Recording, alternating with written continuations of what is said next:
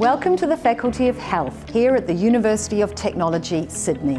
We partner with industry to foster an enduring partnership to systematically identify drugs with repurposed therapeutic potential for investigative research. So I'm a palliative care physician by background. I've worked as a clinician for over 15 years and really saw that there was so many areas of clinical care where either the research didn't tell us all we needed to know to improve symptoms for people who had cancer, or where we were seeing a group of people where the treatments we did have to hand weren't effective for them for whatever reason. And so research to me really was the avenue to drive improvements.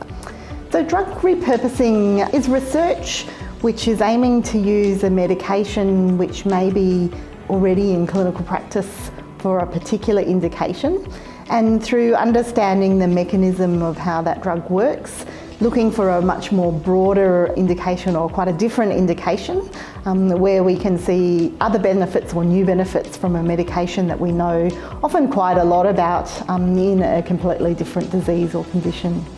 There's a huge amount of research and resource that goes in to develop a therapeutic agent. Many don't even see the light of day. So for the ones that are available, the timeline to get them to patients and into clinical practice is much, much shorter. So there's a real merit in drug repurposing from that mechanism. So cachexia really is driven by the biology of the underlying condition. So we know that happens for people with advanced cancer.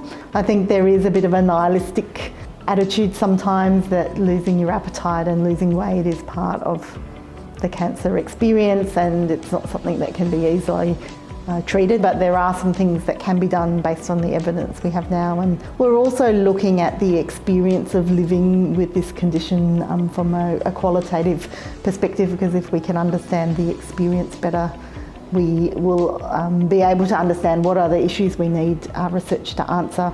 And then we know that medicines are not the sole way to provide support and care. So one of our postdoctoral fellows is looking at some of the non-pharmacological interdisciplinary approaches around exercise, nutrition, proper assessment, regular assessment, and how we can integrate that into a package of care that people at risk of anorexia, cachexia, and also those who have the condition can really get comprehensive care. There's so much work to be done and so much research in this area that's needed. There's an opportunity for contribution from a range of stakeholders, whether it's someone who has a lived experience of a particular condition, clinician researchers who are working in our clinical services across the country, and researchers across the university. And so the higher quality that we can make it, the outcomes are going to be so much better.